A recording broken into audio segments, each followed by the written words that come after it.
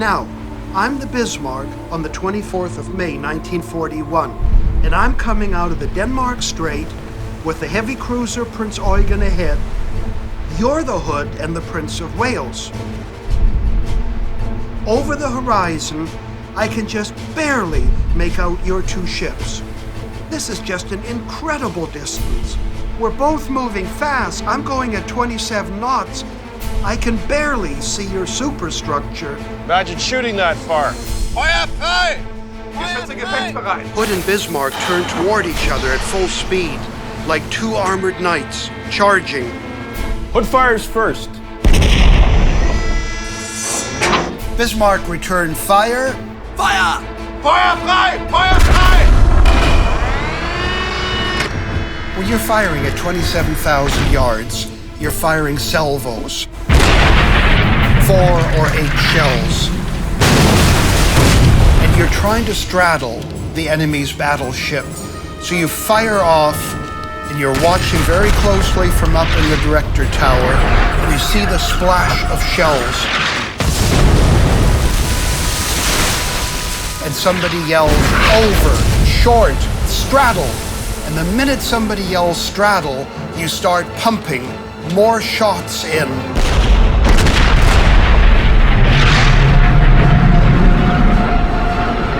On the bridge, they can only count the seconds as the shells fly. And you simply keep pumping in shells all around him, straddling him, still some short, some long, and then finally, the fatal hit. Hit! Hit! The Hood's magazine has been hit. The explosion breaks the ship's back. As the Hood sinks, the forward gun crew heroically fires a final salvo.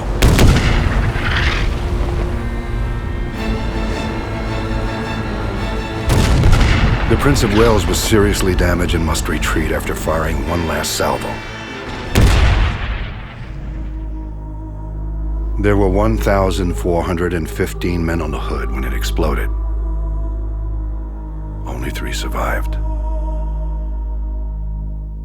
Ja, das muss man sich tatsächlich immer wieder fragen.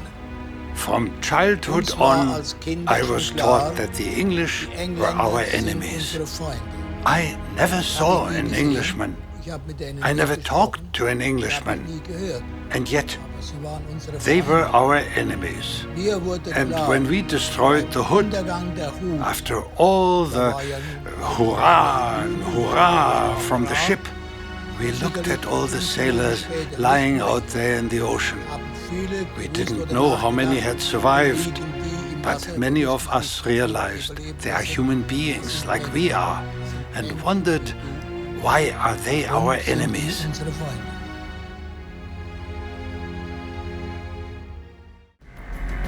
On Keldysh, there's a different sense of anticipation building as they approach the wreck site, now only hours away. The Harvey comes in there. The expedition crew burns the midnight oil, preparing for the first dive.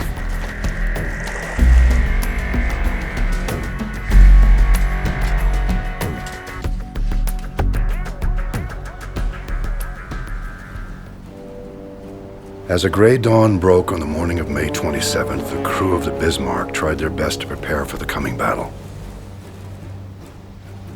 At 8:47, Admiral John Tovey, commanding the British forces, ordered his battleships, Rodney and King George V, to open fire. Rodney and King George closed rapidly, firing salvo after salvo.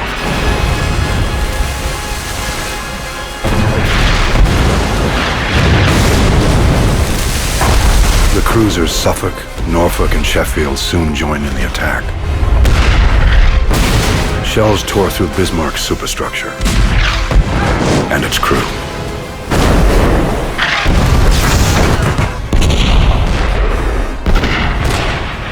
In all, 2,876 artillery shells were unleashed toward the Bismarck. The merciless pounding lasted for an hour and a half, leaving Bismarck a burning hulk.